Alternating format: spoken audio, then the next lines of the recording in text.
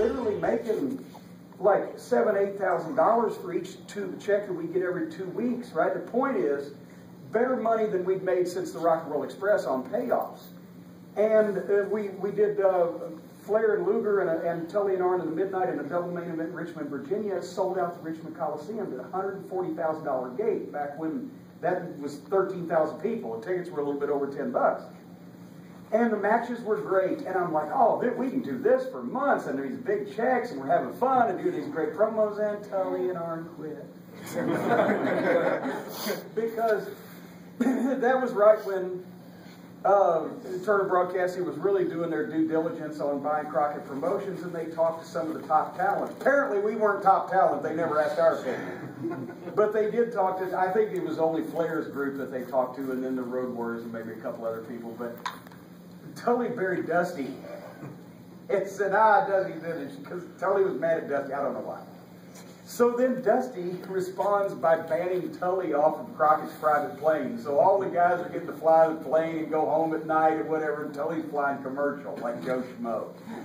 So Tully gets mad, and then he and Arn started talking to the WWF, and they ended up, that was the fateful night in Philadelphia, September 10th, 1988, where they came in that night. Arn had a couple of cocktails, and they announced that they were quitting, they were done that night, and they were going to put the World Tag Team title on the Midnight Express. So that literally, they come to us 30 minutes before bell time for the show. Whoever the agent was at the time said, "You're winning the belts tonight." I said, "What?" Tully and Arn are leaving. I said, "What?" So, because the fans in Philadelphia were probably the smartest bunch at that time, and they would know if there was going to be a title change. Well, in this case, they didn't know because we didn't fucking know. So we go out there and beat them in the match, and there's a one camcorder, there was no TV crew there, so there's one camcorder shot of this match, this historic match, which is available, by the way, on the Midnight Express DVD. It's on sale at my booth. But anyway, so you hear the people, they think, oh, there's going to be a second referee come in, something's going to happen or whatever, and then actually there was 2 referees in the finish, and the second referee raises our hand too. Oh, they throw the babies in the air. The people are just dying. They love this because they've seen some shit they're not supposed to see, right?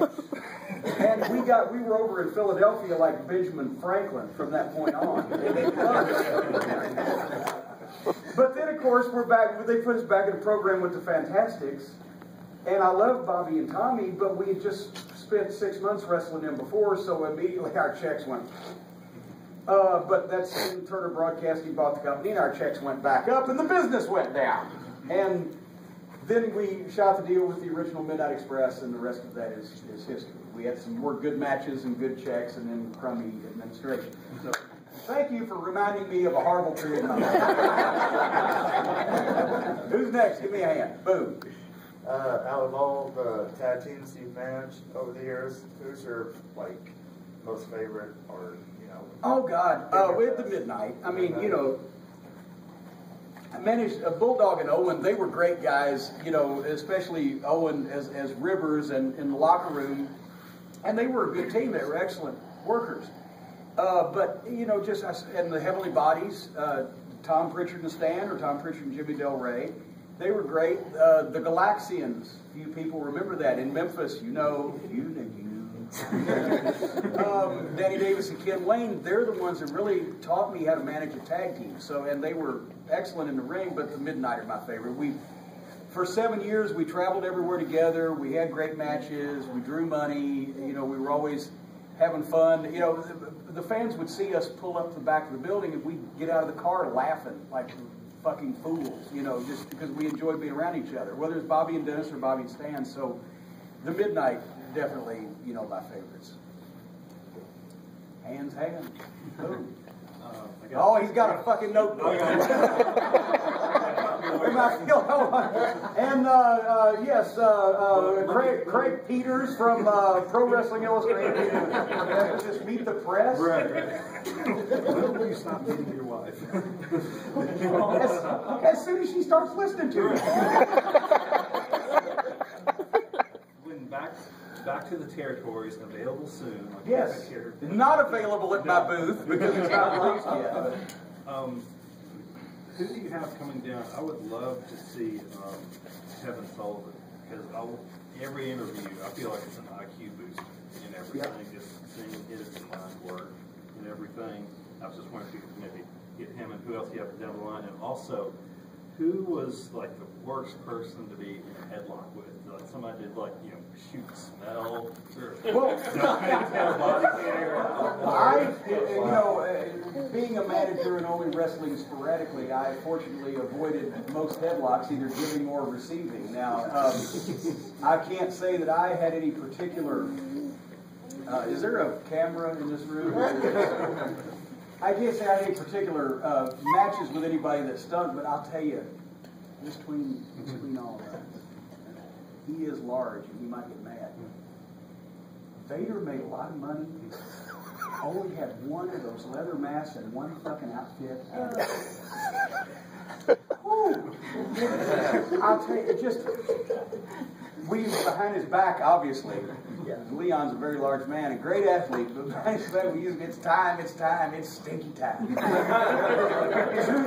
one time, the gorilla position at TV, like Monday Night Raw, is enclosed in curtains, and it's up usually on a stage. It's kind of built up, and then you go down the ramp. It's the place where they depart through the curtain, right out into the arena, right? There's a monitor there. There's always somebody sitting with a headset. That's your last place you get your instructions before you go out, right?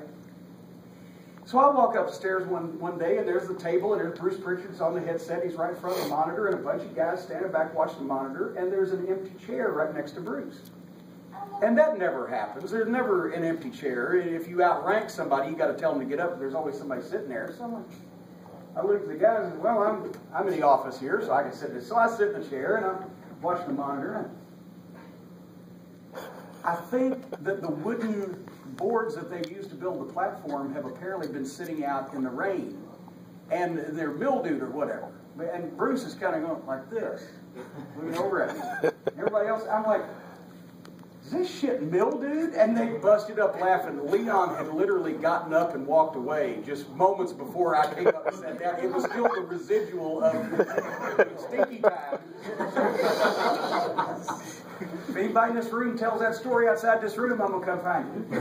What was your first annoying question? Back to the territories. What was so great about Kevin? Well, Kevin Sullivan, and what we did was, and Jim Duggan on Mid-South Wrestling is coming out at the end of this month, and we also did J.J. Dillon on Mid-Atlantic Wrestling and Lance Storm on Calgary. I'm the host and associate producer of the series, but ultimately the guy who pays everybody and puts it together and issues it is Sean Oliver and Kayfabe Commentaries. So I have given him a list of people that I would like to do, and Florida with Kevin Sullivan is one of those, and we're going to shoot another set in this coming June in Jersey. So hopefully. He was trying to get Kevin Von Erich, to do World Class, and I don't know where the status of that is, but I've pitched Kevin Sullivan doing. Believe me, that's the same thing my wife says when I start. I tell you, Kevin Sullivan, Florida. I can't remember. I don't have the list in front of me, but he asked about Jerry Jarrett doing Memphis. I said, no. I said, the thing is, Bill Dundee needs to do Memphis, and Jerry Jarrett needs to do working for Nick Goulas, the Goulas territory, because those stories are going to be lost. And Nick Goulas, he was such a miser. He was a classic wrestling promoter. He would squeeze a nickel until a buffalo farts, right? And he was so cheap, and he was mean to the fans also. He'd stand out front in Nashville at the old Hippodrome, and he'd cuss the fans. Hurry up, boy, get on in there, come on. God damn it, boy, we ain't got all night. Get in here. And in the old days, back in the 60s, the reason why he used, I'm just going off on a tangent here, because you mentioned, actually, you didn't mention his name. I did, but fuck. He would use masked tag teams like the Masked Interns, the Masked Infernos, the Mighty Yankees, and everything, because in those days, his territory was so huge, he was running 2 or 3 towns a night. So what he would do is he'd get these mass tag teams in the main event spot, and he'd advertise all 3 of them, one in Birmingham, and one in Chattanooga, and one in wherever. And whatever town had the best advance ticket sale, they'd get the real ones. And the other 2 towns would get a couple of Mexican guys, because he was big on bringing in what they now call undocumented workers. I don't know what they called them back then. They call them that now. But basically, they were poor Mexican guys that had no recourse but to work for Nick Goulas. And one time one of them come up and said, Mr. Nick, I need to make more money. I cannot support my family. I have a wife and I have 3 children. And he said, boy, it's not what you make, it's what you save. But Mr. Nick, I only make $60 last week. So anyway, yes. The answer to your question is yes. Hands? Well, wait a minute. You have enough problems with a wife and a baby. Yeah, I do. What are your thoughts on NXT? Like, as far as the developmental system in Florida? I would say that I'm ashamed, except I'm not really ashamed, but I've never seen the program. But what I understand, I don't watch a lot of current wrestling because it gives me gas. I understand they actually do a wrestling program featuring wrestling matches with people that are purported to be wrestlers, and then once they get brought up to the main roster, then that all gets fucked up. I know a bunch of guys that have gone down there, and you know, unfortunately, we're in a situation now where we need a developmental program, and actually we were in that situation 15 years ago when I thought of the fucking thing. Because it was my idea, because they were training, and it's no secret, Dr. Tom Pritchard was training guys in Stamford in the warehouse, where the TV studio, there's a warehouse, and they set up a ring, so literally, these guys were trying to learn how to wrestle, and they were building sets where they were sawing wood and the sawdust in the air, and they'd spray the paint and the shellac, and you take a deep breath and burn your lungs. Or the people who worked in the studio on their lunch break would stand around, you know, eating stuff out of the vending machine and watching these guys, and this was where they were training. The Rock actually trained partially there. And anyway, I was looking for a way to get out of Connecticut, because I desperately hated living in Connecticut. And thank goodness that all of you people live in the South, is all I can say. And so that's when I ran into Danny Davis, and he showed me a school in OVW in Louisville. I said, hey, an escape route, way to get home. So that's the way that whole thing got started. Jim Ross was buying it because we saw that with no territories, there was no place to get talent from.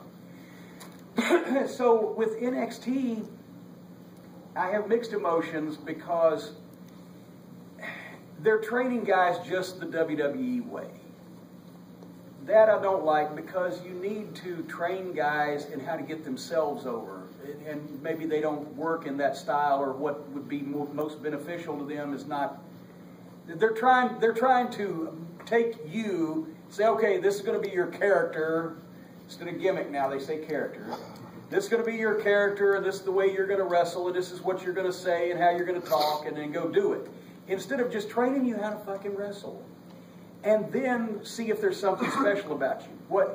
What's good about NXT is they have great training facility. They've got state-of-the-art equipment. They've got people that coach them on, you know, I used to do it on a low-cost basis, since if we had the money in OVW that they put in NXT, you wouldn't see my fat ass sitting here right now. I'd be in Hawaii somewhere. So they've got all the first-class equipment and etc. But the problem is that it needed to be a little more down and dirty. In OVW, we had a weekly TV taping where we couldn't do post-production. So basically, you had to hit your time cues. If you didn't, you went off the air without a finish. Guess what? You weren't going to get any more TV matches. Because you went off the air without hitting your finish. Or if you went too long, or if you screwed up promos, we couldn't post-produce and do retakes and everything. So what it was, it was. And that's the way I learned on Memphis television in front of 300,000 people every Saturday morning, live. You get one shot. And if you screw it up, you don't get more shots. And if you do good, you get more shots. Therefore, is an incentive to do good. We put guys in front of crowds 2 or 3 nights a week. Maybe not big crowds all the time. It might be the church gym on Tuesday night. But it also might be the Louisville Gardens in front of 2 or 3 or 4,000 people 4 times a year. Or it might be at Six Flags every other Friday in the summer in front of 1,000 or 1,500. Or it might be in the National Guard Armory in front of 150 over in Carrollton, Kentucky. But they had a wrestling school, they also had television, they also had live events in front of people. And I encouraged guys, I would give guys gimmicks, or try to help give them something just to think of it and see how they did with it, but we weren't married to it. You know, if something else, that's, you know, John Cena came in as the prototype. He already had that name, he was already doing that gimmick. I said, fine, do what you've been doing. And he starts cutting those great promos, and he starts having great matches instantly, and we knew he was going to be a star. And Randy Orton came in, 19 years old, didn't have a goddamn ab on his body, fishy white, never seen a tan bed, and not motivated, to be quite honest with you. So we just made him a baby face and got his ass kicked a lot until he showed some oomph. And he started getting the gym, he started getting tan, he bettered his attitude a little bit, which has been an ongoing thing with Randy. But the difference in that and NXT also is I booked a territory where there were clear preliminary guys, middle card guys, and main event guys. And my thought was that since they're sending me these guys when they're 18, 19, 20, 21 years old, I'll keep them for a couple of years. And they'll go from a preliminary guy to a middle card guy and finally a main event guy, and then they hopefully will be as polished as they can be when, you know, this limited area. But they wanted to send guys in, and well, look at them for 90 days. In 90 days?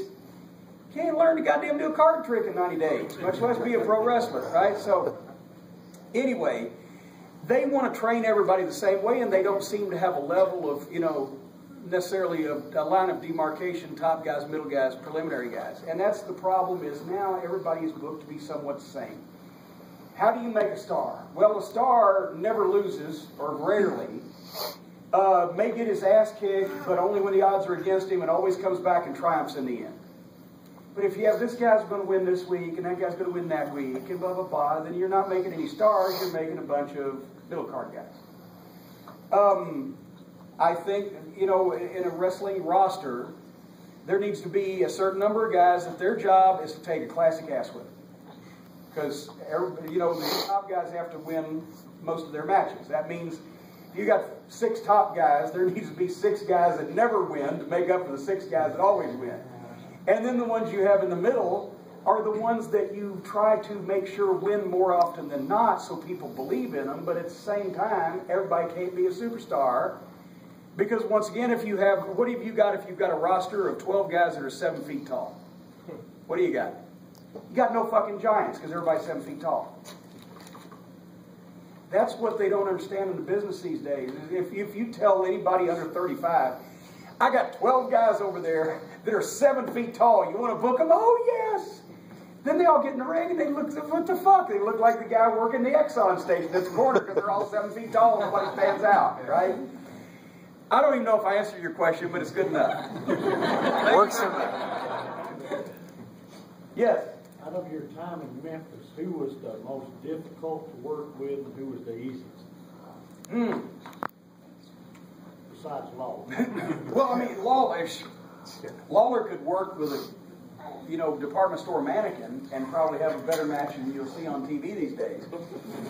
He, you know, there weren't really a lot of difficult guys to work with. The guy that Bill Dundee grabbed me one time in the middle of the Mid-South Coliseum, right in the middle of the ring, wrapped my tie up around his hand and punched me in the side of the head. He wouldn't hit you in the face. But Ricky Morton one time said to Dundee, said, Bill, I wish you'd just draw back and punch me as hard as you can. He said, why? He said, because your working pleasure is killing me. It sounds funnier when Ricky said it. But Dundee was stiff. He hit me so hard in the side of the head one time. I'm like, oh my God, I'm trying to figure out how to fall down. I'm not sure which direction it is. And he looked at me and said, are you okay? I said, yeah. So he hit me harder.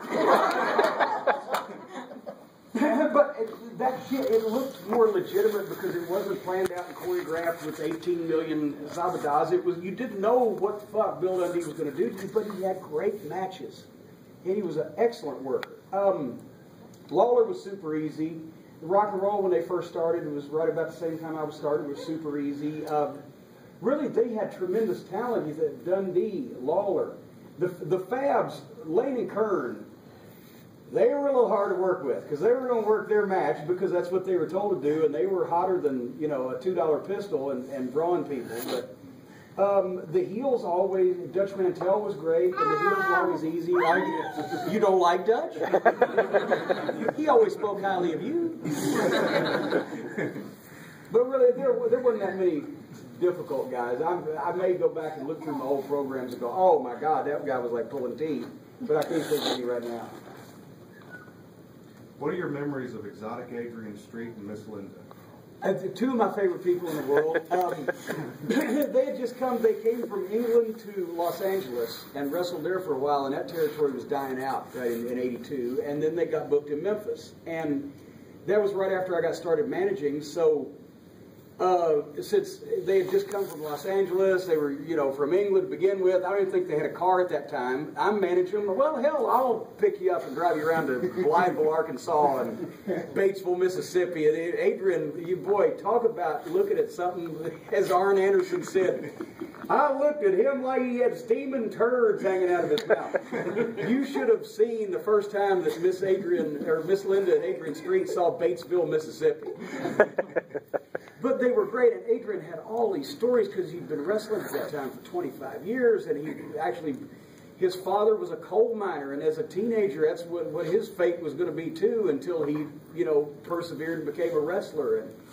And so he had fascinating stories, and they're funny, and they're the British sense of humor, and Linda just sat there, and Linda's thing was, she made everything. She sewed their tights, right? She made their gimmicks and the headdresses and all that stuff. She even did pottery and made their plates. I mean, they were completely self-sufficient, but she was quiet as a church mouse. She'd sit in the back seat, and Adrian would expound about everything in the world, and then he'd go in the locker room.